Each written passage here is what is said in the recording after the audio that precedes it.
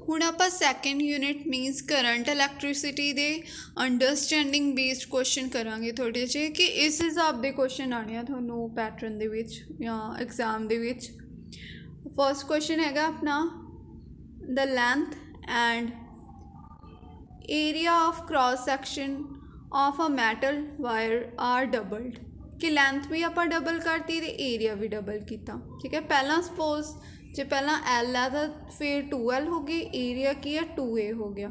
Then change in it's ਰੈਜ਼ਿਸਟੈਂਸਿਸ, ਆਪਾਂ ਨੂੰ ਪਤਾ ਰੈਜ਼ਿਸਟੈਂਸ ਦਾ ਫਾਰਮੂਲਾ ਕੀ ਹੁੰਦਾ R ਇਜ਼ ਇਕੁਅਲ ਟੂ ਰੋ ਕੀ ਹੁੰਦਾ ਰੈਜ਼ਿਸਟਿਵਿਟੀ L/A, ਸਿੰਪਲੀ ਇਹ ਫਾਰਮੂਲਾ ਹੁੰਦਾ।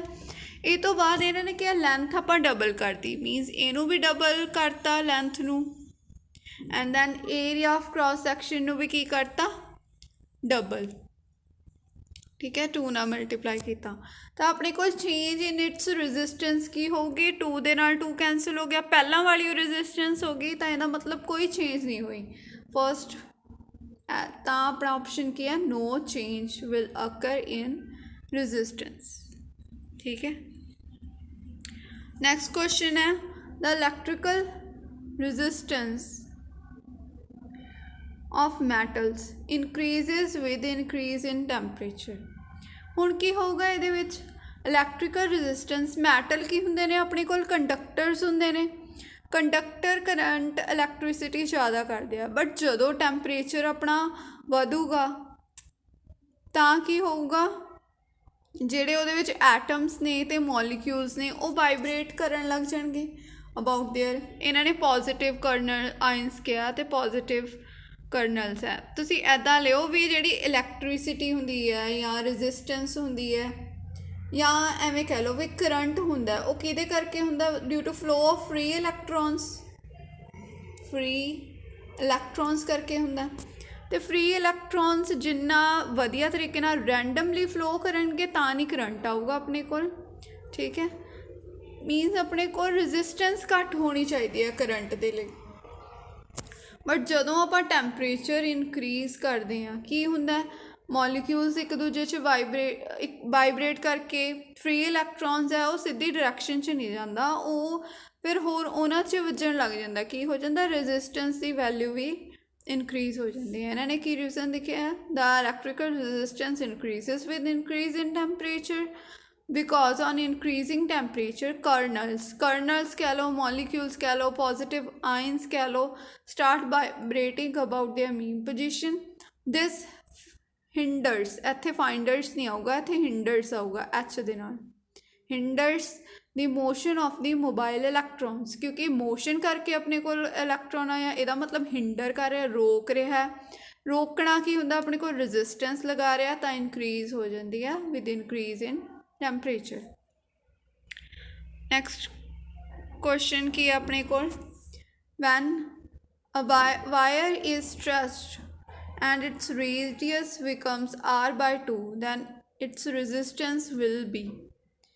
ਹੁਣ ਆਪਣੇ ਕੋਲ ਕੋਈ ਵਾਇਰ ਹੈ ਸੇਮ ਵਾਇਰ ਆਪਾਂ ਸਟਰੈਚ ਕੀਤੀ ਅਤੇ ਉਹਦਾ ਰੇਡੀਅਸ ਕੀ ਬਣਾਤਾ R/2, ਪਹਿਲਾਂ R ਸੀ ਫਿਰ ਆਪਾਂ R/2 ਬਣਾਤਾ ਤਾਂ ਇਹ ਜਿਹੜੀ ਨਿਊ ਰੈਜ਼ਿਸਟੈਂਸ ਹੈ ਉਹ ਕੀ ਬਣ ਜੂਗੀ।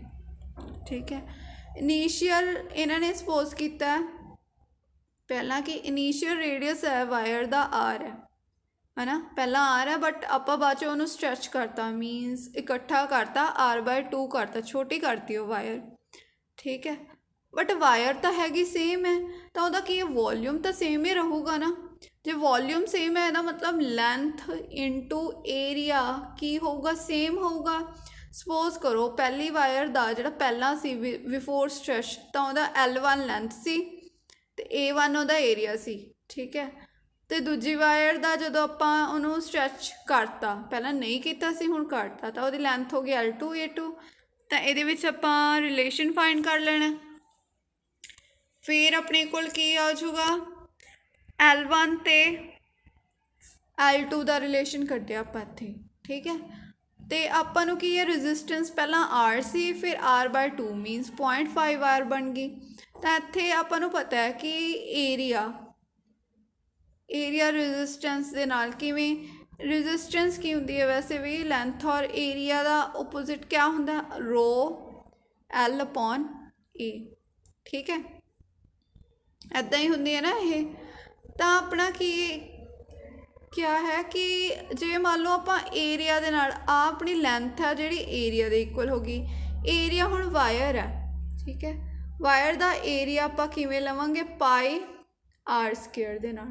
पहली वायर दा रेडियस R1 है, ठीक है, दूजी दा R2 है, तो वो आप R1 स्केयर ते इत्थे R1 दी 1 नहीं आऊगा, स्केयर आऊगा, ठीक है, उपरों R1 दी वैल्यू ले ली ते R2 दी वैल्यू ले ली, फिर वो तो बाद इनू सॉल्व किया, आर दे नाल आर कैंसल हो जाऊगा ये, तो 0.5 स्केयर हो जाऊगा, तो ये 1/4 आ गई अपने को L1 अपॉन L2, तो सिमिलरली A1 अपॉन A2 की भी वैल्यू, A2 अपॉन A1 की मीनस ये एक दूजे के इनवर्सली है ना, तो ये वैल्यू 1/4 आई।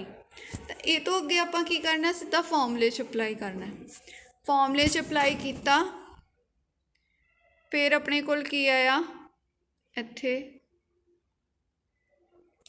फॉर्मूले च L अपॉन A किया ना, अपने कोल L1 अपॉन L2 की वैल्यू आ रही सी 1/4, ठीक है, तो A2 अपॉन A1 की वैल्यू आ रही सी 1/4 सिमिलरली, ठीक है, तो L अपॉन A किया, R proportional to L upon A, तो R1 upon R2 is equal to L1 upon L2 हो जाऊगा, तो A2 क्यों इदा क्यों आया, इनू मैं इदा सॉल्व करूँगी ना, L1 upon L2 divided by A1 upon A2, तो A1 आ नीचे आया, A2 ऊपर आया, तो ये वैल्यू दोनों सेम है, तो 1/4 करके 1/16 आ गया। तो न्यू रजिस्टेंस फाइंड करनी है, न्यू अपने को R2 सी, R2 की वैल्यू कितनी होगी 16R, तो ऑप्शन की हो चुका इत्थे 16R A, ठीक है। नैक्सट क्वेश्चन की है, identify the material commonly used for making coils of resistance box.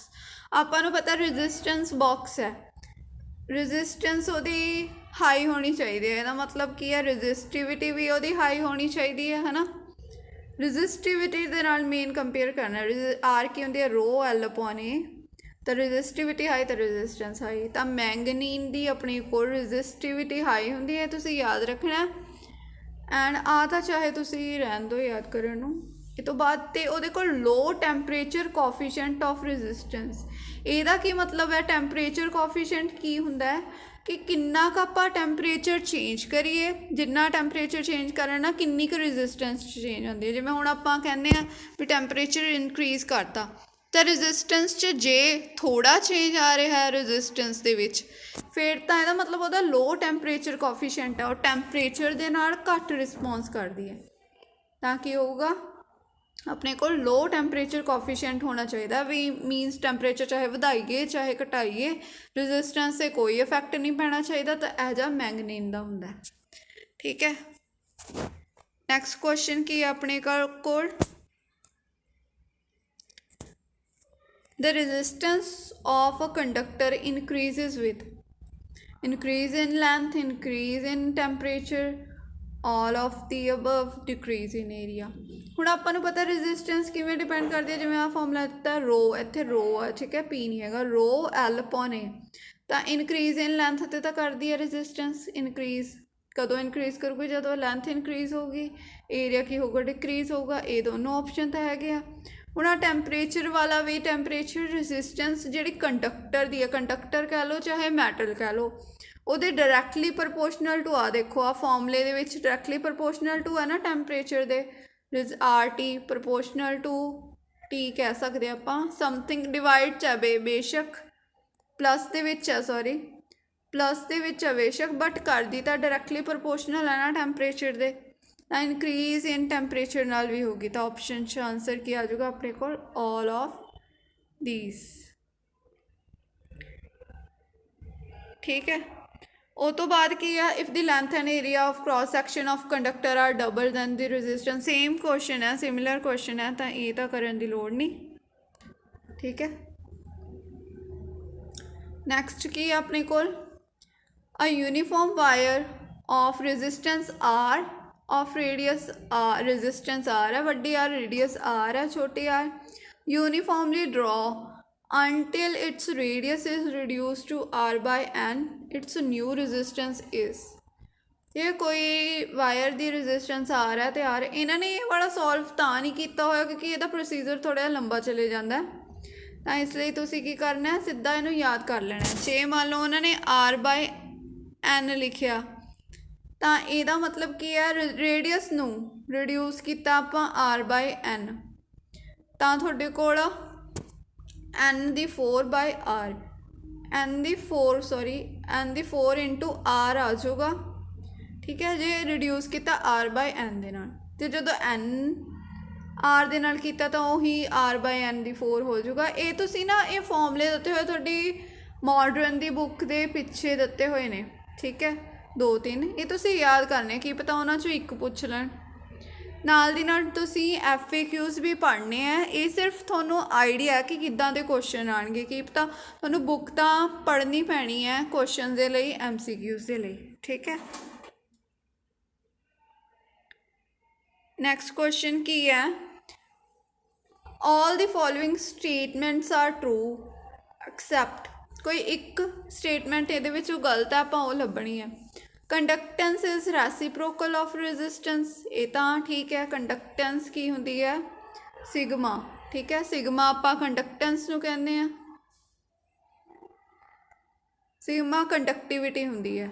Sigma ਜਿਵੇਂ ਇਨਵਰਸਲੀ ਪ੍ਰਪੋਰਸ਼ਨਲ ਟੂ ਰੋ ਹੁੰਦਾ ਹੈ ਰੈਜ਼ਿਸਟਿਵਿਟੀ, ਠੀਕ ਹੈ, ਉਵੇਂ ਕੰਡਕਟੈਂਸ ਸਪੋਜ਼ ਕਰੋ ਇਹਨਾਂ ਨੇ ਕੰਡਕਟੈਂਸ ਜਿਵੇਂ ਰੈਜ਼ਿਸਟੈਂਸ ਨੂੰ R ਕਰ ਦਿਆ, ਕੰਡਕਟੈਂਸ ਨੂੰ ਵੈਸੇ C ਨਹੀਂ ਕਰਦੇ, C ਕਪੈਸਿਟੈਂਸ ਨੂੰ ਕਰਦੇ ਆ, ਠੀਕ ਹੈ। ਕੰਡਕਟੈਂਸ ਤੁਸੀਂ ਕੁਛ ਹੋਰ ਲੈ ਲਓ ਵੀ, ਕੰਡਕਟੈਂਸ ਕੀ ਹੋਊਗੀ, ਵੈਸੇ ਕੰਡਕਟੈਂਸ ਹੈ ਰੈਸੀਪ੍ਰੋਕਲ ਆਫ ਰੈਜ਼ਿਸਟੈਂਸ, ਐਵੇਂ ਹੁੰਦਾ ਜਦ ਰੈਜ਼ਿਸਟਿਵਿਟੀ ਰੈਸੀਪ੍ਰੋਕਲ ਆਫ ਕੰਡਕਟਿਵਿਟੀ ਹੈ ਜਾਂ ਕੰਡਕਟਿਵਿਟੀ ਰੈਸੀਪ੍ਰੋਕਲ ਆਫ ਰੈਜ਼ਿਸਟਿਵਿਟੀ ਹੈ ਤਾਂ ਇਹ ਵੀ ਹੋਊਗੀ, ਠੀਕ ਹੈ।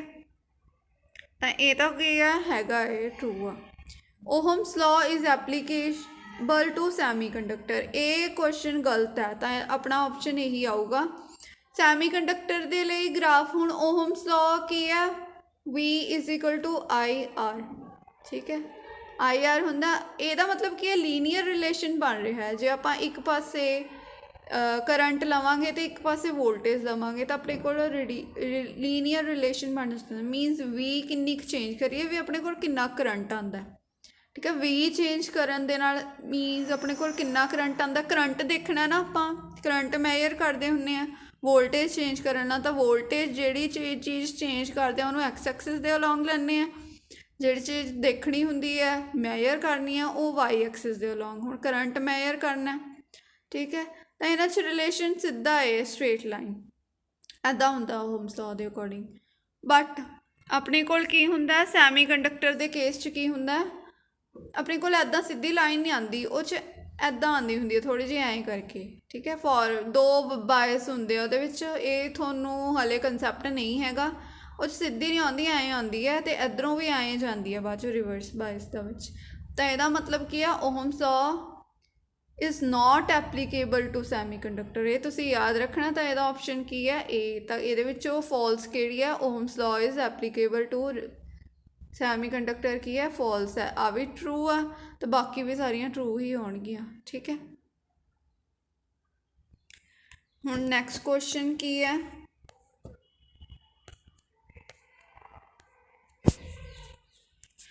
Drift velocity VD varies with the intensity of electric field. ਹੁਣ ਆਪਾਂ ਇਹ ਰਿਲੇਸ਼ਨ ਕੱਢਣਾ ਵੀ VD ਕਿਵੇਂ ਵੇਰੀਜ਼ ਕਰਦੇ ਆ, ਜਾਂ ਤਾਂ ਤੁਸੀਂ ਸਿੱਧਾ ਯਾਦ ਕਰ ਲਓ VD ਪ੍ਰਪੋਰਸ਼ਨਲ ਟੂ E, ਹੈ ਨਾ, ਜਾਂ ਤੁਸੀਂ ਜੇ ਕੱਢਣਾ ਤਾਂ ਤੁਸੀਂ ਕਰੰਟ ਤੋਂ ਕੱਢ ਸਕਦੇ ਹੋ। I ਕਰੰਟ ਦੀ ਵੈਲਿਊ ਹੁੰਦੀ ਹੈ ਕੰਡਕਟਰ ਦੇ ਵਿੱਚ ਜਦੋਂ ਵੀ ਹੁੰਦੀ ਹੈ, ਠੀਕ ਹੈ, ਕੰਡਕਟਿੰਗ ਵਾਇਰ ਦੇ ਵਿੱਚ, ਕੰਡਕਟਰ ਦੇ ਵਿੱਚ, ਤਾਂ ਇਹ NEVA ਹੁੰਦੀ ਹੈ, NEVA। V ਕੀ ਹੁੰਦੀ ਆਪਣੇ ਕੋਲ D, VD ਕੀ ਹੈ, ਡ੍ਰਿਫਟ ਵੈਲੋਸਿਟੀ ਕਹਿੰਦੇ ਆ ਜਿਹਨੂੰ ਆਪਾਂ, ਠੀਕ ਹੈ, ਕਿ ਕਿੰਨਾ ਕੁ ਆਪਾਂ ਇਲੈਕਟ੍ਰਿਕ ਫੀਲਡ ਲਗਾਇਆ ਉਹਦੇ ਨਾਲ ਇਲੈਕਟ੍ਰੋਨਸ ਮੂਵ ਕਰਨ ਲੱਗੇ ਥੋੜ੍ਹੀ ਫਾਸਟ, ਤਾਂ ਉਹਦੇ ਉਹਨਾਂ ਕੋਲ ਨਵੀਂ ਵੈਲੋਸਿਟੀ ਆ ਜਾਂਦੀ ਹੈ ਜਿਹਨੂੰ ਆਪਾਂ VD ਡ੍ਰਿਫਟ ਵੈਲੋਸਿਟੀ ਕਹਿੰਦੇ ਹਾਂ, ਠੀਕ ਹੈ। ਇਹਨੂੰ ਯਾਦ ਕਰਨ ਲਈ ਨੇਵਾ कोई एवें किसी का नाम याद करो, आई इज इक्वल टू नेवा। फिर उस तो बाद करंट डेंसिटी की हुंदा अपने कोल, इहदी भी डेफिनेशन हुंदी है। करंट डेंसिटी की हुंदी है, J is equal to I upon A. J कि करंट अपॉन एरिया, ਤਾਂ ਕੀ ਹੈ ਇੱਥੇ ਏ ਦੇ ਨਾਲ ਉੱਪਰ ਵਾਲੀ ਇਕੁਏਸ਼ਨ 'ਚ ਏ ਕੈਂਸਲ ਹੋ ਜਾਊਗਾ, ਤਾਂ ਇਕੁਏਸ਼ਨ ਹੋ ਗਈ। ਫਿਰ ਆਪਣੇ ਕੋਲ ਓਹਮਸ ਲਾਅ ਦਾ ਇੱਕ ਹੋਰ ਰਿਲੇਸ਼ਨ ਹੈ, ਜੇ ਇਜ਼ ਇਕੁਅਲ ਟੂ ਸਿਗਮਾ ਈ ਦਾ, ਠੀਕ ਹੈ, ਜਿਹੜਾ ਇਹਨਾਂ ਨੇ ਦਿੱਤਾ ਹੋਇਆ। ਤਾਂ ਜੇ ਇਜ਼ ਇਕੁਅਲ ਟੂ ਸਿਗਮਾ ਈ ਨੂੰ, ਜੇ ਦੀ ਵੈਲਿਊ ਇੱਥੋਂ ਚੱਕ ਕੇ ਇਹਦੇ ਵਿੱਚ ਪੁੱਟ ਕਰ ਦਾਂਗੇ, ਤਾਂ ਇਹਦੇ ਨਾਲ ਆਪਣੇ ਕੋਲ ਐਵੇਂ ਹੋ ਜਾਊਗਾ ਕਿ ਆਪਣਾ ਵੀ ਡੀ ਦਾ ਰਿਲੇਸ਼ਨ ਪਤਾ ਲੱਗ ਜਾਊਗਾ, ਜਿਹੜਾ ਕਿ ਪ੍ਰਪੋਰਸ਼ਨਲ ਹੈ ਈ ਦੇ। ਐਨ ਈ ਆਪਣੇ ਕੋਲ ਕੌਨਸਟੈਂਟ ਹੈ, ਸਿਗਮਾ ਵੀ ਆਪਣੇ ਕੋਲ ਕੌਨਸਟੈਂਟ ਹੈ, ਤਾਂ ਇਹ ਰਿਲੇਸ਼ਨ ਆਇਆ। ਤਾਂ ਇਹਦੇ ਲਈ ਕੀ ਹੈ, ਇਹ ਆਨਸਰ ਹੋ ਗਿਆ। ਠੀਕ ਹੈ, ਨੈਕਸਟ ਕੁਐਸਚਨ ਕੀ ਹੈ,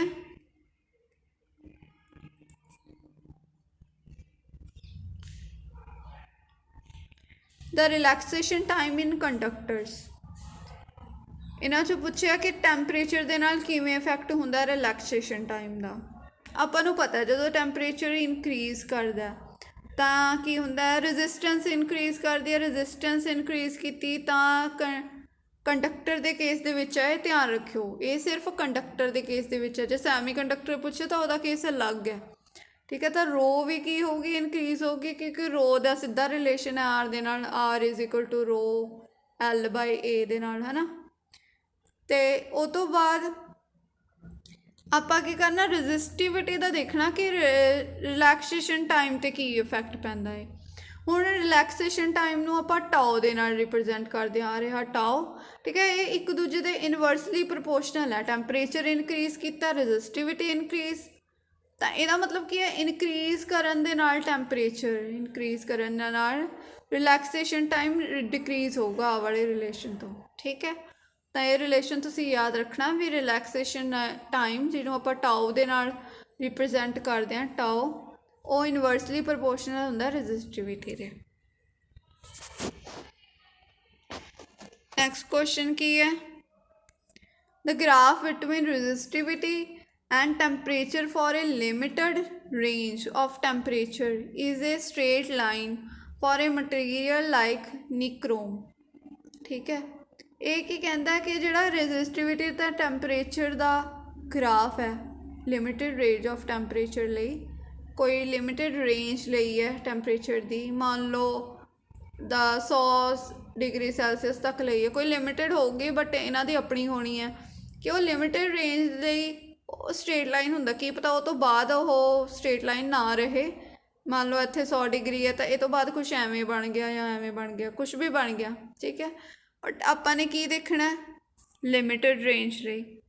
तां लिमिटेड रेंज लई स्ट्रेट लाइन होवे तां इहदा आंसर निक्रोम ही है। ठीक है, ये तुसीं याद रख लिओ भी निक्रोम दे लई इदा होंदा। रजिस्टिविटी सपोज करो, रजिस्टिविटी देखनी है, मेजर करनी है, टैंपरेचर इनक्रीज डिक्रीज होना, रजिस्टिविटी इधर आऊगी, टैंपरेचर इधर आऊगा, तो ग्राफ क्या, स्ट्रेट लाइन।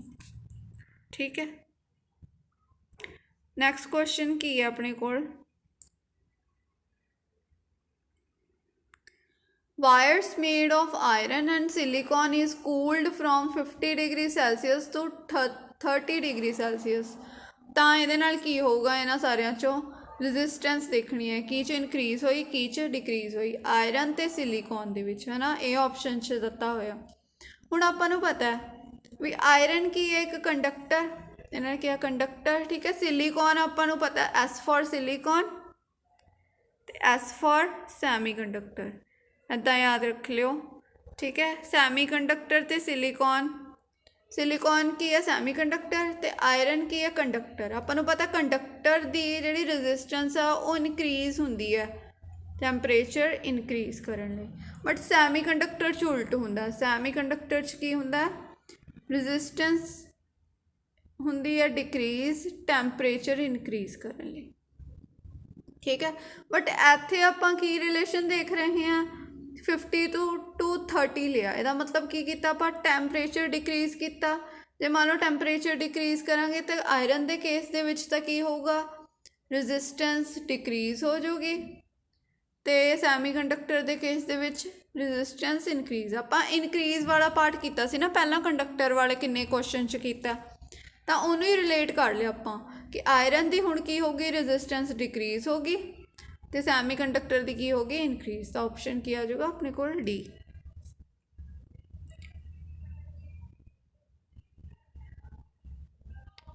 ਨੈਕਸਟ ਕੁਐਸਚਨ ਕੀ ਹੈ, on increasing the temperature of a conductor its resistance ਇਨਕਰੀਜ਼ਿਸ।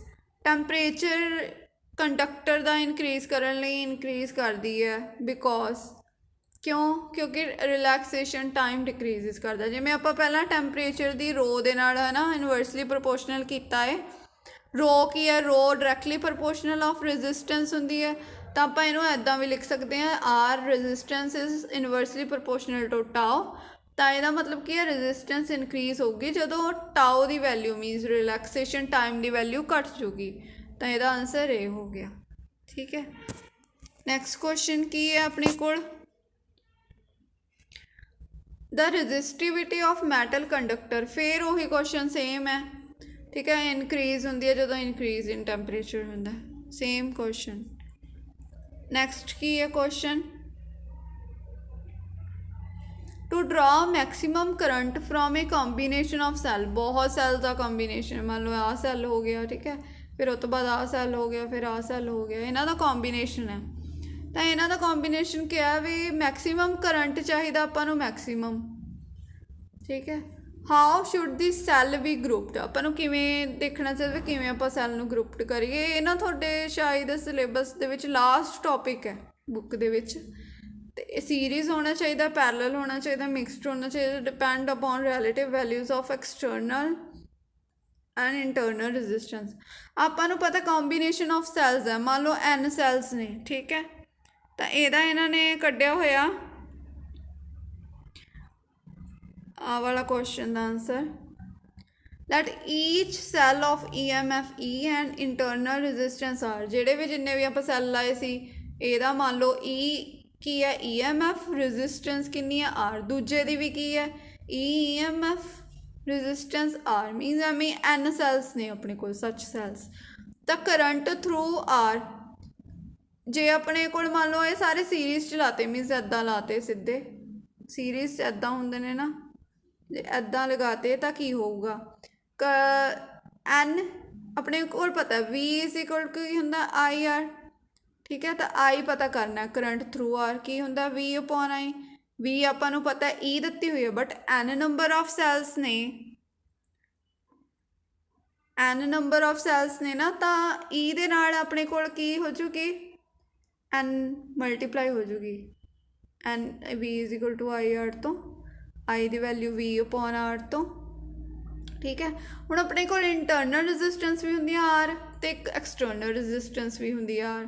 ਠੀਕ ਹੈ, ਜਦੋਂ ਆਪਾਂ ਸੀਰੀਜ਼ 'ਚ ਕਨੈਕਟ ਕਰਦੇ ਹਾਂ ਤਾਂ ਜਿਹੜੇ ਆਪਾਂ ਇੰਟਰਨਲ ਰੈਜ਼ਿਸਟੈਂਸ 'ਤੇ n ਮਲਟੀਪਲਾਈ ਕਰਦੇ ਹਾਂ, ਜਦੋਂ ਪੈਰਲਲ ਦੇ ਵਿੱਚ ਕਰਦੇ ਹਾਂ ਤਾਂ ਐਕਸਟਰਨਲ ਦੇ ਵਿੱਚ n ਮਲਟੀਪਲਾਈ ਕਰਦੇ ਹਾਂ। ਤਾਂ ਇਹਦਾ ਮਤਲਬ ਕੀ ਹੈ, ਆਪਾਂ ਜਦੋਂ ਮੈਕਸੀਮਮ ਕਰੰਟ ਡਰੋ ਕਰਨਾ ਤਾਂ ਆਪਣੇ ਕੋਲ ਕੀ ਹੋਣਾ ਚਾਹੀਦਾ, ਜਿਹੜੇ ਇੱਥੇ ਸੀਰੀਜ਼ ਦੇ ਵਿੱਚ ਹੋਣਾ ਚਾਹੀਦਾ ਸੈੱਲ, ਉਹਦੇ ਵਿੱਚ ਕਰੰਟ ਜੇ ਮੈਕਸੀਮਮ ਡਰੋ ਕਰਾਂਗੇ ਸੀਰੀਜ਼ ਤੇ ਪੈਰਲਲ, ਹੈ ਨਾ, ਤਾਂ ਸੈੱਲਸ ਕਨੈਕਟਡ ਹੋਣੇ ਚਾਹੀਦੇ ਪੈਰਲਲ ਦੇ ਵਿੱਚ। ਕਦੋਂ, ਜਦੋਂ ਮੈਕਸੀਮਮ ਪੈਰਲਲ ਦੇ ਵਿੱਚ ਦੇਖਣਾ ਤਾਂ ਆਹ ਚੀਜ਼ ਤਾਂ ਘੱਟ ਹੋਣੀ ਚਾਹੀਦੀ ਆ, ਜਦੋਂ ਪੈਰਲਲ ਦੇ ਵਿੱਚ ਦੇਖਣਾ ਤਾਂ ਆਹ ਚੀਜ਼ ਨੀਚੇ ਵਾਲੀ ਘੱਟ ਹੋਣੀ, ਤਾਂ ਹੀ ਉੱਪਰ ਆ ਕਰੰਟ ਦੀ ਵੈਲਿਊ ਜ਼ਿਆਦਾ ਹੋਊਗੀ।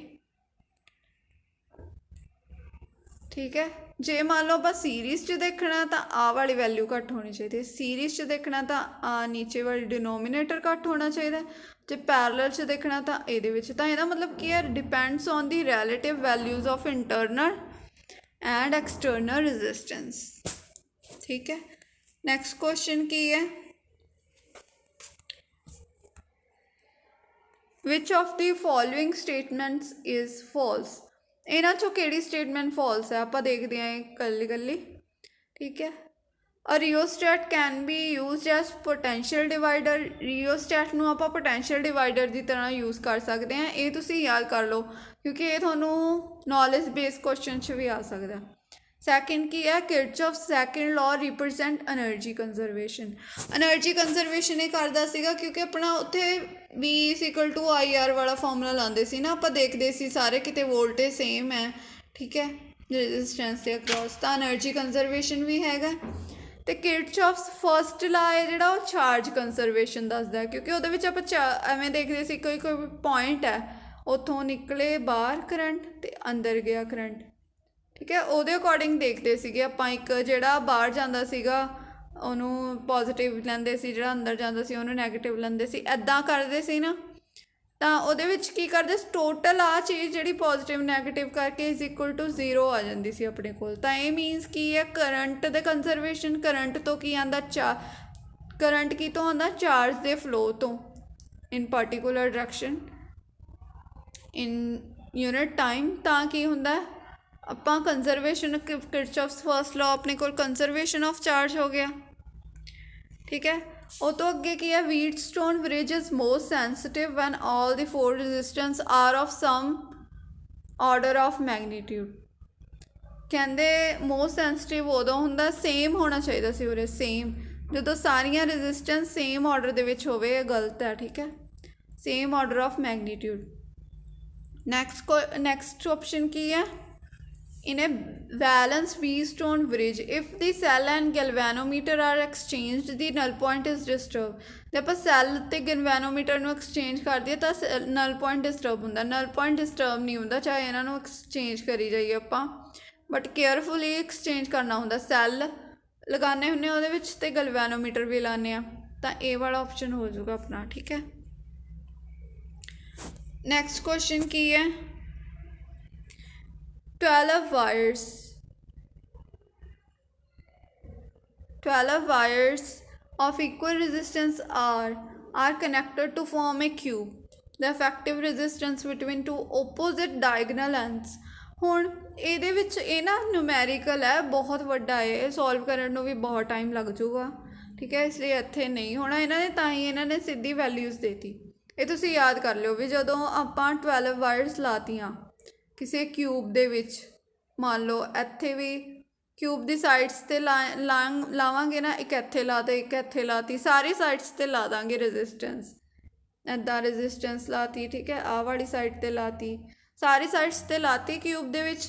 ਤਾਂ ਆਪਣੇ ਕੋਲ ਜਿਹੜੇ 2 ਓਪੋਜ਼ਿਟ ਡਾਇਗਨਲ ਐਂਡਸ ਦੇ ਵਿੱਚ ਰੈਜ਼ਿਸਟੈਂਸ ਹੁੰਦੀ ਹੈ ਇਕੱਠੀ ਮਿਲਾ ਕੇ, ਤਾਂ ਉਹ 5/6 R ਹੁੰਦੀ ਹੈ। ਤੁਸੀਂ ਯਾਦ ਕਰ ਲਓ ਕਿਉਂਕਿ ਇਹਨੂੰ ਟਾਈਮ ਬਹੁਤ ਲੱਗੂਗਾ, ਇੰਨਾ ਟਾਈਮ ਤੁਹਾਨੂੰ ਪੇਪਰ ਦੇ ਵਿੱਚ ਦਿੱਤਾ ਵੀ ਨਹੀਂ ਹੋਇਆ, ਠੀਕ ਹੈ। ਨੈਕਸਟ ਕੁਐਸਚਨ ਕੀ ਹੈ, sensitivity of ਪੋਟੈਂਸ਼ੀਓਮੀਟਰ can be ਇਨਕਰੀਜ਼ਡ bye. Sensitivity ਪੋਟੈਂਸ਼ੀਓਮੀਟਰ ਦੀ ਕਿਵੇਂ ਇਨਕਰੀਜ਼ ਹੁੰਦੀ ਹੈ, ਇਨਕਰੀਜ਼ਿੰਗ ਦੀ ਲੈਂਥ ਆਫ ਦੀ ਪੋਟੈਂਸ਼ੀਓਮੀਟਰ, ਠੀਕ ਹੈ। ਸੈਂਸਿਟਿਵਿਟੀ ਆਪਾਂ ਨੂੰ ਪਤਾ ਹੈ ਉਹਦੇ ਵਿੱਚ ਕੀ ਹੁੰਦਾ, ਵੋਲਟੇਜ ਆਪਣੇ ਕੋਲ ਡਾਇਰੈਕਟਲੀ ਪ੍ਰਪੋਰਸ਼ਨਲ ਟੂ ਲੈਂਥ ਦੇ ਹੁੰਦੀ ਹੈ ਪੋਟੈਂਸ਼ੀਓਮੀਟਰ ਵਾਇਰ ਦੇ। ਤੁਸੀਂ ਇੱਥੋਂ ਯਾਦ ਕਰ ਲਿਓ, ਆ ਤਾਂ ਇਹਨਾਂ ਨੇ ਕੁਛ ਹੋਰ ਕੀਤਾ ਹੋਇਆ, ਠੀਕ ਹੈ। ਪੋਟੈਂਸ਼ੀਅਲ ਡਿਫਰੈਂਸ ਜੇ ਆਪਣੇ ਕੋਲ ਇੱਕ ਲੈਂਥ ਜ਼ਿਆਦਾ ਹੋਊਗੀ, ਹੈ ਨਾ, ਜਿੰਨੀ ਵੀ ਲੈਂਥ ਜ਼ਿਆਦਾ ਹੋਊਗੀ ਪੋਟੈਂਸ਼ੀਅਲ ਡਿਫਰੈਂਸ, ਵੋਲਟੇਜ ਉਨੀ ਜ਼ਿਆਦਾ ਹੋਊਗੀ, ਅਤੇ ਵੋਲਟੇਜ ਜਿੰਨੀ ਜ਼ਿਆਦਾ ਹੋਊਗੀ ਉਨੀ ਸੈਂਸਿਟਿਵਿਟੀ ਜ਼ਿਆਦਾ ਹੋਊਗੀ, ਇੱਦਾਂ ਯਾਦ ਕਰ ਲਿਓ। Sensitivity can be ਇਨਕਰੀਜ਼ਡ by increasing the length of the ਪੋਟੈਂਸ਼ੀਓਮੀਟਰ wire, ਠੀਕ ਹੈ। ਨੈਕਸਟ ਕੁਐਸਚਨ ਤਾਂ ਥੋੜਾ ਯਾਦ ਕਰਨੇ ਵਾਲਾ ਹੈ, in charging a battery of motor car, ਕਿਸੇ ਮੋਟਰ ਕਾਰ ਦੀ ਬੈਟਰੀ ਚਾਰਜ ਕਰਨੀ ਹੈ, ਕਿਹੜੇ the following effect of electric current is used. ਕਿਹੜਾ effect of electric current use ਹੁੰਦਾ, ਕੈਮੀਕਲ, ਉਹਦੇ ਵਿੱਚ ਕੈਮੀਕਲ ਹੁੰਦਾ, ਠੀਕ ਹੈ। ਨੈਕਸਟ ਕੁਐਸਚਨ ਕੀ ਹੈ, which of the following statement is correct. ਇਹਨਾਂ ਸਾਰਿਆਂ 'ਚੋਂ ਕਰੈਕਟ ਸਟੇਟਮੈਂਟ ਦੱਸਣੀ ਆ। ਪਹਿਲੀ ਕੀ ਹੈ, electric field is 0 on the surface of current carrying wire. ਕੋਈ ਵਾਇਰ ਹੈ ਉਹਦੀ ਸਰਫੇਸ 'ਤੇ ਇਲੈਕਟ੍ਰਿਕ ਫੀਲਡ 0 ਆ, ਵੀ ਜੇ ਕਰੰਟ ਕੈਰਿੰਗ ਵਾਇਰ ਹੈ, ਨਹੀਂ, ਕੀ ਪਤਾ ਹੋ ਸਕਦਾ ਕਿਉਂਕਿ ਚਾਰਜ ਆ ਉਹਦੇ ਕੋਲ, ਚਾਰਜ ਬੇਸ਼ੱਕ ਮੂਵ ਕਰ ਰਿਹਾ, ਪ੍ਰੋਡਿਊਸ ਕਰੰਟ ਹੋ ਰਿਹਾ, ਬਟ ਨਾਲ ਦੀ ਨਾਲ ਚਾਰਜ ਕਰਕੇ ਕੋਈ ਨਾ ਕੋਈ ਇਲੈਕਟ੍ਰਿਕ ਫੀਲਡ ਵੀ ਤਾਂ ਹੋਊਗਾ, ਤਾਂ ਇਹ ਕੀ ਹੈ, ਕਰੈਕਟ ਨਹੀਂ ਹੋਊਗੀ, ਠੀਕ ਹੈ। Electric field is non zero on the Axis of hollow current carrying wire. ਵੈਸੇ ਇੱਥੇ ਨਾ ਇਲੈਕਟ੍ਰਿਕ ਫੀਲਡ ਦੀ ਥਾਂ 'ਤੇ ਇਹਨਾਂ ਨੇ ਗਲਤ ਲਿਖਿਆ ਹੋਇਆ, ਮੈਗਨੈਟਿਕ ਫੀਲਡ ਆਉਣਾ ਚਾਹੀਦਾ ਸੀ, MF, ਮੈਗਨੈਟਿਕ ਫੀਲਡ ਹੋਣਾ ਚਾਹੀਦਾ ਸੀਗਾ ਤਾਂ ਇਹ ਥੋੜ੍ਹਾ ਜਿਹਾ ਜ਼ਿਆਦਾ ਹੁੰਦਾ ਸਹੀ। ਇੱਥੇ ਜਾਂ ਫਿਰ ਇੱਥੇ ਜੇ ਇਲੈਕਟ੍ਰਿਕ ਫੀਲਡ ਆ ਤਾਂ ਇੱਥੇ ਚਾਰਜ ਹੋਣਾ ਚਾਹੀਦਾ ਸੀ, ਇੱਥੇ ਵੀ ਚਾਰਜ। ਹੁਣ ਇਲੈਕਟ੍ਰਿਕ ਫੀਲਡ ਜੇ ਵਿੱਚੋਂ ਹੋਲੋ ਆ, ਕੋਈ ਸਫੀਅਰ ਹੈ, ਮੰਨ ਲਓ ਕੋਈ ਵਾਇਰ ਹੈ, ਕੁਛ ਵੀ ਹੈ, ਉਹ ਵਿੱਚੋਂ ਹੋਲੋ ਆ ਤਾਂ ਉਹਦੇ ਵਿੱਚ ਇਲੈਕਟ੍ਰਿਕ ਫੀਲਡ ਹੁੰਦਾ ਹੀ ਨਹੀਂ। ਤਾਂ ਨॉन ਇਹਨਾਂ ਨੇ ਕਹਿਤਾ ਨॉन ਜ਼ੀਰੋ ਆ, ਬਟ ਇੱਥੇ ਮੀਨਸ ਇਲੈਕਟ੍ਰਿਕ ਫੀਲਡ ਜ਼ੀਰੋ ਆ ਇਨਸਾਈਡ ਇਹਦੇ ਵਿੱਚ। ਇੱਥੇ ਕਿਸੇ ਵੀ ਹੋਲੋ ਦੇ ਵਿੱਚ, ਹੋਲੋ ਆ ਯਾਦ ਰੱਖਣਾ ਵੀ ਹੋਲੋ ਦੇ ਵਿੱਚ ਜ਼ੀਰੋ ਹੁੰਦਾ, ਤਾਂ ਇਹ ਵੀ ਕੀ ਹੈ, ਗਲਤ ਹੈ। ਨੈਕਸਟ ਕੀ ਹੈ, surface integral of magnetic field for any closed surface is equal to mu naught times of total algebraic sum of current which are crossing through the closed surface। ਇਹ ਆਪਣੇ ਕੋਲ ਐम्पीयर सर्कुटल law है कि surface integral of magnetic field ਕੀ ਹੁੰਦਾ v dot ds over closed surface। ਆ ਆਪਣੇ ਕੋਲ closed surface ਬਣ ਗਈ ਆਪਣਾ phi ਦੇ ਨਾਲ, ਠੀਕ ਹੈ, ਆ ਵਾਲੀ ਇੰਟੀਗਰਲ ਦੇ ਨਾਲ, is equal to mu naught times the current flowing through the close surface जो भी है, ठीक है। तो अपने को एम्पीयर्स लॉ आता है, मतलब कि है यही स्टेटमेंट करैक्ट है। नैक्सट क्वेश्चन की है अपने को, in an electric circuit the direction of flow of current is. कोई भी इलैक्ट्रिक सर्किट है, फ्लो ऑफ करंट किसी भी चीज़ का फ्लो कदों हुंदा है जो कोई चीज़ मैक्सीमम तो मिनीमम जाती होवे, ठीक है। तो यदा आंसर की होगा from higher potential to low potential, ਇਹਦਾ ਇਹ आंसर होगा। उदों फ्लो हुण जिवें पानी है, पानी उपर ज़्यादा जमा हुंदा डैम दे विच, डैम दे विच उपर पानी जमा हो गया, वो तां ही नीचे जाऊगा जो जमा होगा उपर हाई तो लो जांदा हुंदा। आपां ऐ तां नहीं देखते भी लो तो हाई चले गया मीनस नीचे तो पानी उपर तो नहीं जाता, तो यही हुंदा हमेशा हाई चीज़। जे मान लो टैंपरेचर का भी एक कंसैप्ट है, टैंपरेचर का भी फ्लो मीनस हीट का भी flow from high temperature to low temperature होंदा, कदे लो तो हाई नहीं होंदा। लो तो हाई करन लई आपां नूं कोई काम करना पैना है, डैम तो उपर पानी लेके जाण लई लो तो आपां नूं काम करना पैना, ठीक है। नैक्सट क्वेश्चन की है,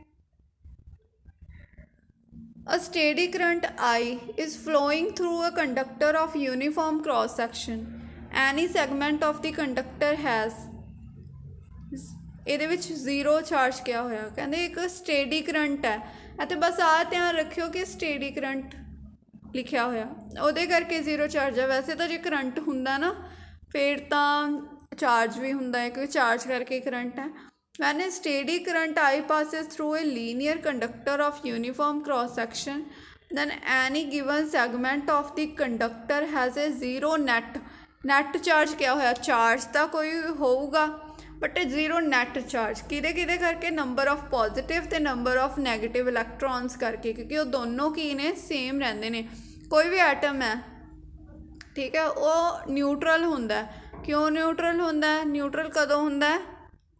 जदों ਉਹਦੇ ਕੋਲ ਕੀ ਹੋਵੇ, पॉजिटिव आयन ते नैगेटिव आयन का नंबर सेम होवे, will still remain same ਦਾ मतलब की है कि ਉਹਨਾਂ ਕੋਲ सेम ਰਹਿੰਦੇ ਨੇ पॉजिटिव ਤੇ नैगेटिव, ਤਾਂ न्यूट्रल ਹੁੰਦਾ। ਤਾਂ ਇਹਦਾ मतलब ਨੈਟ ਚਾਰਜ ਕੀ ਹੁੰਦਾ ਉਹਦੇ ਵਿੱਚ, ਜ਼ੀਰੋ, ਤਾਂ ਇਹ ਜ਼ੀਰੋ ਹੋ ਗਿਆ। ਸਟੈਡੀ ਕਰੰਟ ਦੇ ਵਿੱਚ ਹੁੰਦਾ ਇਹ ਕੰਡੀਸ਼ਨ ਵੀ, ਸਟੈਡੀ ਕਰੰਟ 'ਚ ਹੋਗੀ, ਹੋਰ ਕਰੰਟ 'ਚ ਨਹੀਂ ਹੋਣੀ, ठीक है। नैक्सट क्वेश्चन की है, conductivity increases in the order of. हुण ये है ना, ये थोनों याद करनी पैनी है भी सिल्वर नूं आपां AG कहते हैं, ठीक है। AG की हुंदी अपने कोल, सिल्वर का सिंबल है। तो सिल्वर अपने कोल अर्थ दे विच प्योर फॉर्म दे विच हुंदा, तां ये बैस्ट कंडक्टर है कॉपर ते एलूमीनीयम च, ठीक है। तो ये तुसीं याद कर लो, पहला एलूमीनीयम है, फिर कॉपर है, फिर सिल्वर है AG, ठीक है। AG दे सारे नालों ज़्यादा, फिर कॉपर दी वो तो घट, फिर एलूमीनीयम दी वो तो घट। नैक्सट क्वेश्चन की है अपने कोल, the resistance of incandescent lamp is. Incandescent lamp एक अपने को LED हुंदा है ना, है ना, ਉਹ ਹੁਣ ਜਿਹੜੇ ਬਲਬ ਆਉਂਦੇ ਉਹ LED ਹੁੰਦੇ ਨੇ। ਇਨਕੈਂਡੈਸੈਂਟ ਕਿਹੜੇ ਹੁੰਦੇ ਸੀ, ਜਿਹੜੇ ਪਹਿਲਾਂ ਹੁੰਦੇ ਸੀਗੇ, ਠੀਕ ਹੈ, ਜਿਹੜੇ ਉਹ ਪੀਲੇ ਪੀਲੇ ਜਿਹੇ ਹੁੰਦੇ ਨੇ। ਅਤੇ ਉਹਦੇ ਵਿੱਚ ਕੀ ਹੈ, ਉਹਦੇ ਵਿੱਚ ਕਹਿੰਦੇ ਰੈਜ਼ਿਸਟੈਂਸ ਕਦੋਂ ਜ਼ਿਆਦਾ ਹੁੰਦੀ ਹੈ, ਜਦੋਂ ਆਪਾਂ ਉਹਨੂੰ ਸਵਿਚ ਔਨ ਕਰ ਦਿੰਦੇ ਹਾਂ। ਉਹ ਗਰਮ ਨਹੀਂ ਹੋ ਜਾਂਦਾ ਬਹੁਤ ਜ਼ਿਆਦਾ, ਤੁਸੀਂ ਦੇਖਿਓ ਕਦੇ ਜਿਹੜਾ ਯੈਲੋ ਜਿਹਾ ਲਾਈਟ ਛੱਡਦਾ ਬਲਬ, ਉਹ ਬਹੁਤ ਜ਼ਿਆਦਾ ਗਰਮ ਹੁੰਦਾ। ਹਲੇ LED ਇੰਨੀ ਗਰਮ ਨਹੀਂ ਹੁੰਦੀ, ਕਿਉਂਕਿ ਉਹਦੀ ਰੈਜ਼ਿਸਟੈਂਸ ਜ਼ਿਆਦਾ ਹੋ ਜਾਂਦੀ ਹੈ ਜਦੋਂ ਸਵਿਚ ਔਨ ਹੁੰਦੀ ਹੈ, ਅਤੇ ਜਦੋਂ ਸਵਿਚ ਆਫ ਹੁੰਦੀ ਹੈ ਉਦੋਂ ਸਮੋਲਰ ਹੁੰਦੀ ਹੈ, ਠੀਕ ਹੈ। ਫਿਰ ਉਹ ਤੋਂ ਨੈਕਸਟ ਕੁਐਸਚਨ ਕੀ ਹੈ, ਓਹਮਸ ਲਾਅ ਇਜ਼ ਟਰੂ ਕਿਹਦੇ ਲਈ, for metallic conductors at low temperature, ਠੀਕ ਹੈ। ਹਾਈ ਟੈਂਪਰੇਚਰ 'ਤੇ ਇਹ ਸ਼ਾਇਦ ਕੁਛ ਵੀ ਚਲੇ ਜਾਵੇ, ਕੀ ਪਤਾ ਐਵੇਂ ਬਹੁਤ ਜ਼ਿਆਦਾ ਵੱਧ ਜਾਵੇ, ਰੈਜ਼ਿਸਟੈਂਸ ਵੱਧ ਜਾਂਦੀ ਹੈ ਤਾਂ ਹਾਈ 'ਤੇ ਡਿਕਰੀਜ਼ ਹੋ ਜਾਂਦਾ ਐਵੇਂ, ਠੀਕ ਹੈ। ਹਾਈ ਟੈਂਪਰੇਚਰ 'ਤੇ ਕੰਡਕਟਰ ਦੀ ਰੈਜ਼ਿਸਟੈਂਸ ਵੱਧ ਜਾਂਦੀ ਹੈ ਤਾਂ ਕਰੰਟ ਕੀ ਹੋ ਜਾਊਗਾ, ਇਹ ਵੋਲਟੇਜ ਜਾਂ ਕਰੰਟ ਦੀ ਵੈਲਿਊ ਡਿਕਰੀਜ਼ ਹੋ ਜੂਗੀ, ਸ਼ਾਇਦ ਇੱਧਰ ਨੂੰ ਚਲੇ ਜਾਵੇ, ਠੀਕ ਹੈ। ਇਹਨਾਂ ਨੇ ਵੀ ਇੱਧਰ ਲਿਆ ਹੋਇਆ, ਕਰੰਟ ਇੱਧਰ ਲਿਆ ਹੋਇਆ, ਉਸ ਅਕੋਰਡਿੰਗ ਹੋ ਜੂਗਾ।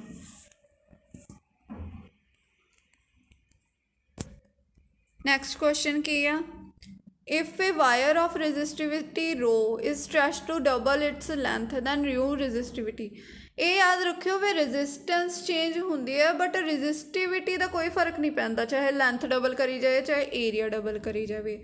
ਉਹ ਰੈਜ਼ਿਸਟੈਂਸ ਸੀਗੀ, ਰੈਜ਼ਿਸਟੈਂਸ ਦੇ ਫਾਰਮੂਲੇ 'ਚ ਆਉਂਦਾ ਸੀ, ਬਟ ਰੈਜ਼ਿਸਟਿਵਿਟੀ ਤਾਂ ਇਹ ਪਹਿਲਾਂ ਹੀ ਜਿਹੜਾ ਬਣਾਉਂਦਾ ਹੈ ਨਾ, ਜਿਹੜੀ ਚੀਜ਼ ਮੈਨੂਫੈਕਚਰਰ ਹੁੰਦਾ, ਜਿਹੜਾ ਰੈਜ਼ਿਸਟੈਂਸ ਵਗੈਰਾ ਕੋਈ ਵੀ ਬਣਾਉਂਦਾ ਹੈ, ਠੀਕ ਹੈ, ਜਿਹਦੇ ਵਿੱਚ ਵਾਇਰ ਹੁੰਦੀ ਆ, ਰੈਜ਼ਿਸਟੈਂਸ ਹੁੰਦੀ ਆ, ਤਾਂ ਉਹ ਮਟੀਰੀਅਲ 'ਤੇ ਡਿਪੈਂਡ ਕਰਦੀ ਹੁੰਦੀ ਹੈ, ਨਾ ਕਿ ਏਰੀਆ ਜਾਂ ਲੈਂਥ 'ਤੇ। ਤਾਂ ਇਹ ਨੋਟ ਚੇਂਜ ਹੋ ਜਾਊਗਾ, ਇਹ ਯਾਦ ਰੱਖਿਓ ਵੀ ਮਟੀਰੀਅਲ 'ਤੇ ਡਿਪੈਂਡ ਕਰਦੀ ਹੈ ਕਿਸੇ ਵੀ ਕੰਡਕਟਰ ਦੇ, ਠੀਕ ਹੈ। ਲੈਂਥ 'ਤੇ ਨਹੀਂ ਡਿਪੈਂਡ ਕਰਦੀ ਰੈਜ਼ਿਸਟਿਵਿਟੀ, ਰੈਜ਼ਿਸਟੈਂਸ ਡਿਪੈਂਡ ਕਰਦੀ ਹੈ, ਜਿਵੇਂ ਆਪਾਂ ਪਹਿਲਾਂ ਕੀਤਾ ਸੀਗਾ, ਠੀਕ ਹੈ।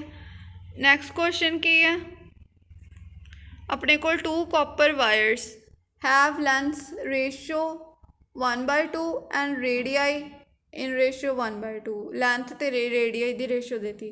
what is the ratio of their resistivity, ਫਿਰ ਰੈਜ਼ਿਸਟਿਵਿਟੀ ਦੀ ਗੱਲ ਹੋ ਗਈ। ਇਹਦਾ ਮਤਲਬ ਕੀ ਹੈ, ਰੈਜ਼ਿਸਟਿਵਿਟੀ ਸੇਮ ਰਹੂਗੀ, ਚਾਹੇ ਐਵੇਂ ਲੈ ਲਓ ਚਾਹੇ ਇੱਦਾਂ ਲੈ ਲਓ, ਚਾਹੇ ਰੇਡੀਆਈ ਇੰਨਾ ਲੈ ਲਓ ਚਾਹੇ ਦੂਜਾ 1/2 ਲੈ ਲਓ, ਤਾਂ ਰੈਜ਼ਿਸਟੈਂਸ ਸੇਮ, ਤਾਂ 1/1 ਰੇਸ਼ੋ 1 ਹੀ ਹੋ ਜੂਗੀ, ਠੀਕ ਹੈ।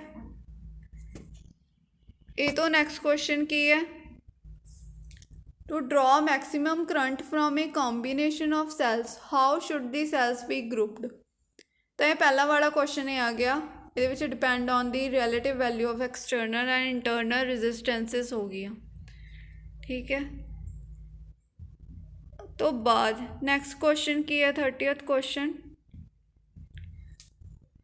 consider a current carrying wire I in the shape of a circle। Note that as the current progresses along the wire, the direction of J changes in its exact manner। ਜੇ ਆਪਣੀ direction I the direction change ਹੋ ਗਈ ਤਾਂ ਇਹਦਾ ਮਤਲਬ current density ਵੀ ਕੀ ਹੋ ਜਾਊਗੀ, change ਹੋਊਗੀ ਉਸ ਹਿਸਾਬ ਨਾਲ। ਵਾਈਲ ਦੀ ਕਰੰਟ I ਤਾਂ ਅਨਇਫੈਕਟਡ ਰਹਿ ਜਾਊਗਾ। ਤਾਂ ਇਹਦੇ ਲਈ ਕਿਹੜਾ ਇਹਨਾਂ ਸਾਰਿਆਂ 'ਚੋਂ ਕਿਹੜਾ ਚੀਜ਼ ਰਿਸਪੋਂਸੀਬਲ ਹੈ, ਜੇ ਮੰਨ ਲਓ I ਦੀ ਡਾਇਰੈਕਸ਼ਨ ਚੇਂਜ ਕਰਨ ਨਾਲ J ਦੀ ਵੈਲਿਊ ਸੇਮ ਰਹੀ ਤਾਂ ਕੀ ਰਿਸਪੋਂਸੀਬਲ ਹੈ ਇਹਨਾਂ 'ਚੋਂ ਰਿਸਪੋਂਸੀਬਲ ਕੀ ਹੋਊਗਾ, electric field produce by charges accumulated on the surface of the wire, ਠੀਕ ਹੈ। ਇਹਦਾ ਰੀਜ਼ਨ ਕੀ ਹੈ ਕਿ ਹੈ ਨਾ, ਕਰੰਟ ਡੈਂਸਿਟੀ ਆਪਾਂ ਨੂੰ ਪਤਾ J, ਇਹ ਕੀ ਹੈ, ਇਹ ਇੱਕ ਵੈਕਟਰ ਕੁਆਂਟਿਟੀ ਹੈ, ਇਹਨੂੰ ਇੱਦਾਂ ਵੈਕਟਰ ਦੇ ਨਾਲ ਲੈ ਸਕਦੇ ਹਾਂ, ਠੀਕ ਹੈ। ਇਹਦਾ ਮਤਲਬ ਕੀ ਹੈ, ਇਹਦਾ ਜਿਹੜੀ ਡਾਇਰੈਕਸ਼ਨ ਆ ਉਹ ਫਲੋ ਆਫ ਪੋਜ਼ੀਟਿਵ ਚਾਰਜ ਕਰਕੇ ਹੁੰਦੀ ਹੈ, ਪੋਜ਼ੀਟਿਵ ਚਾਰਜ ਕਰਕੇ। ਤਾਂ ਕਿਆ ਹੁੰਦਾ, the same is possible, positive charge ਤੋਂ ਫਲੋ ਹੁੰਦਾ, direction of flow of positive charge in the circuit, ਤਾਂ ਪੋਜ਼ੀਟਿਵ ਤੋਂ ਫਲੋ ਹੋ ਗਿਆ, ਤਾਂ ਇਹਦਾ ਮਤਲਬ ਕੀ ਹੈ, ਇਲੈਕਟ੍ਰਿਕ ਫੀਲਡ ਵੀ ਤਾਂ ਪੋਜ਼ੀਟਿਵ ਤੋਂ ਬਾਹਰ ਜਾਂਦਾ। ਤਾਂ ਇਹਦਾ ਆਨਸਰ ਕੀ ਹੈ, electric field produce by charge accumulated on the surface of wire, ਇਹ ਵੀ ਇਹਦਾ ਆਨਸਰ ਹੋ ਸਕਦਾ, ਠੀਕ ਹੈ। ਨੈਕਸਟ ਕੁਐਸਚਨ ਕੀ ਹੈ, 2 batteries of EMF E1 and E2 and internal resistance R1 and R2 respectively are connected in parallel, E1 ਤੇ E2, ਠੀਕ ਹੈ। ਤੇ R1 ਤੇ R2 ਇੱਕ ਦੂਜੇ ਨਾਲ ਪੈਰਲਲ ਕਨੈਕਟਡ ਨੇ ਆ ਰੈਜ਼ਿਸਟੈਂਸ ਪੈਰਲਲ ਹੁੰਦੀਆਂ ਇੱਦਾਂ ਜੇ ਮੰਨ ਲਓ ਐਵੇਂ ਕੋਈ ਵੀ ਚੀਜ਼ ਚਲੇ ਜਾਵੇ ਰੈਜ਼ਿਸਟੈਂਸ ਐਵੇਂ ਇਹਨੂੰ ਐਵੇਂ ਵੀ ਤਾਂ ਲਿਖ ਸਕਦੇ ਹਾਂ ਠੀਕ ਹੈ ਆ ਰੈਜ਼ਿਸਟੈਂਸ ਨੂੰ ਸੌਰੀ ਇੱਦਾਂ EMF ਨੂੰ ਲੈ ਲਓ EMF ਨੂੰ ਲੈ ਸਕਦੇ ਹਾਂ ਆਪਾਂ ਇਹਨੂੰ ਇੱਦਾਂ ਲਿਖ ਸਕਦੇ ਹਾਂ ਠੀਕ ਹੈ ਇਹਦੀ ਇੱਦਾਂ ਬਣਾ ਸਕਦੇ ਹਾਂ ਅੱਗੇ ਤਾਂ ਇਹ ਕੀ ਹੈ ਪੈਰਲਲ ਦੇ ਵਿੱਚ ਹੋ ਗਿਆ ਪੁਆਇੰਟ A ਹੈ ਇੱਦਾਂ ਵੀ ਬਣਾ ਸਕਦੇ ਹਾਂ ਵਾਲੇ ਡਾਇਗਰਾਮ ਨੂੰ ਤਾਂ ਕੀ ਹੋ ਜਾਊਗਾ ਇਹਨਾਂ 'ਚੋਂ ਆਪਾਂ ਦੇਖਣਾ ਵੀ ਕਿਹੜਾ ਸਹੀ ਹੈ